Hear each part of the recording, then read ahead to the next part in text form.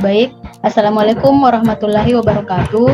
Perkenalkan, saya Mardiani dari Teknik Informatika. Di sini saya akan menjelaskan mengenai program kerja individu saya, yaitu edukasi pengenalan penggunaan komputer. Pertama-tama, mengapa sih kita perlu mengetahui perkembangan teknologi? Teknologi disebut sebagai sesuatu yang mampu memberikan kemudahan dalam berbagai aspek. Dalam hal pendidikan, teknologi juga memberikan pengaruh yang cukup besar. Beberapa manfaatnya di bidang pendidikan, seperti yang pertama, meningkatkan kualitas pendidikan. Teknologi mampu dijadikan sebagai alat untuk memudahkan proses mengajar oleh tenaga pendidik. Selain itu, juga dapat dimanfaatkan oleh para siswa untuk menggali lebih banyak ilmu.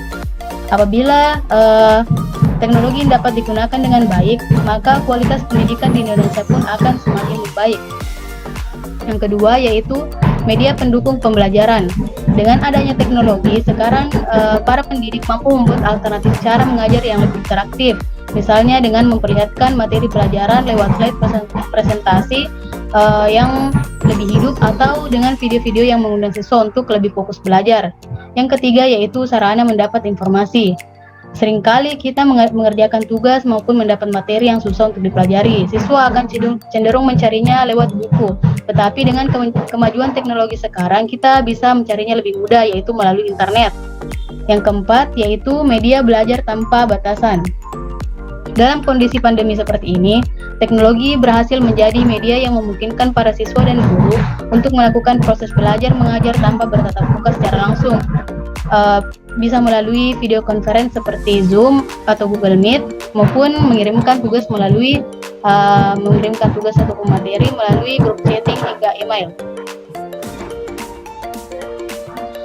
Salah satu media yang banyak digunakan dalam proses belajar mengajar ini yaitu laptop atau komputer. Adapun cara penggunaan laptop sendiri, yang pertama kita harus mengklik tombol power pada keyboard laptop. Setelah diklik, maka akan tampil halaman awal dari Windows. Untuk melihat file-file yang terdapat pada komputer kita bisa mengklik File Explorer atau ikon di PC pada desktop. Klik 2 kali, maka akan tampil. Untuk browsing sendiri, saya sering menggunakan Google Chrome. Kita bisa menulis apa yang ingin kita cari. Sebagai pelajar, kita lebih banyak menggunakan Microsoft Word maupun PowerPoint.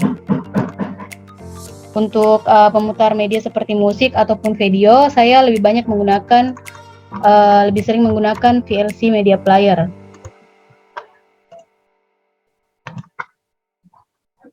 Seperti yang telah saya sebutkan sebelumnya, kita lebih banyak menggunakan Microsoft Office. Microsoft Office sendiri merupakan perangkat lunak yang dirancang oleh Microsoft. Beberapa aplikasi dalam Microsoft Office yang banyak digunakan seperti Excel, Word, maupun PowerPoint. Microsoft Word merupakan sebuah aplikasi yang merupakan bagian dari paket instalasi Microsoft Office, berfungsi sebagai perangkat lunak pengolah kata, meliputi membuat, mengedit, dan menformat dokumen. Perangkat lunak pengolah kata adalah program yang digunakan untuk mengolah dokumen berupa teks, misalnya surat, kertas kerja, brosur, nama kartu, buku, jurnal, dan lain-lain. Selanjutnya yang sering kita gunakan yaitu Microsoft Office PowerPoint. Ini merupakan software yang dipakai untuk merancang bahan presentasi dalam bentuk slide. Dengan bantuan software ini, kita bisa membuat presentasi profesional dengan mudah, di mana presentasi tersebut dapat digunakan sebagai bahan pembelajaran. Di sini saya akan memaparkan secara singkat mengenai cara menggunakan Microsoft Word dan PowerPoint. Untuk Word, kita silahkan langsung klik 2 kali pada ikonnya, kemudian pilih blank dokumen. Kita bisa menulis apa yang ingin kita tulis.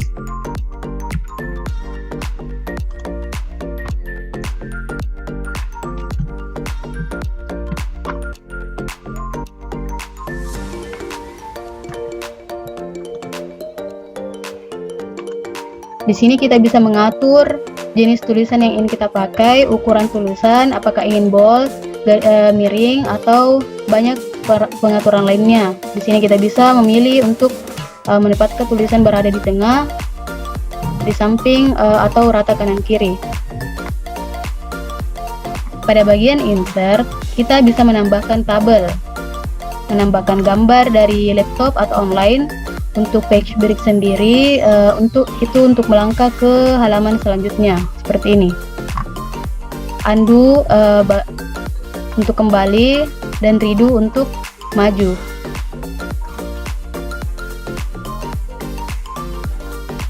Pada bagian layout, di sini kita bisa mengatur jarak antar barisnya atau spasinya, size untuk ukuran kertas, kolom untuk mengatur berapa kolom tulisan yang ingin dibuat, orientation untuk mengatur apakah ingin landscape atau portrait.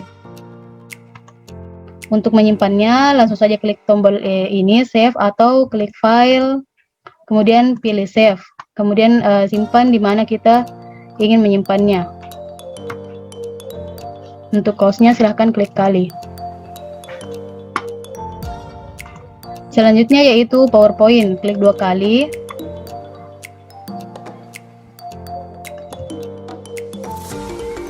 Pilih blank presentation. Pada bagian ini, bagian awal kita bisa pilih desain. Di sini ada desain yang misalnya kita ingin menggunakan desain yang ini. Kemudian menulis apa yang diperlukan. Silahkan klik pada bagian home, new slide untuk menambahkan slide baru. Di sini tulisannya juga bisa diatur seperti Microsoft Word tadi. Di bagian insert kita juga bisa menambahkan gambar, tabel, dan lain-lain. Untuk transition kita pilih untuk membuat transisi pada halaman slide. Contohnya seperti ini. Pada bagian recording untuk men-record PPT kita atau ingin menambahkan video atau audio. Untuk menampilkan apa yang telah dibuat, silahkan klik pada bagian bawah ini slideshow, maka akan tampil PowerPoint yang telah kita buat. Untuk save juga sama saja.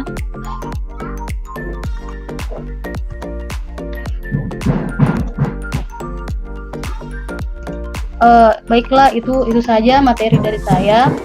Untuk adik-adik atau teman-teman yang tertarik ingin mengembangkan kemampuannya dalam membuat PowerPoint, silahkan mengikuti lomba ini. Syaratnya gampang saja untuk siswa SMP sederajat atau SMA sederajat.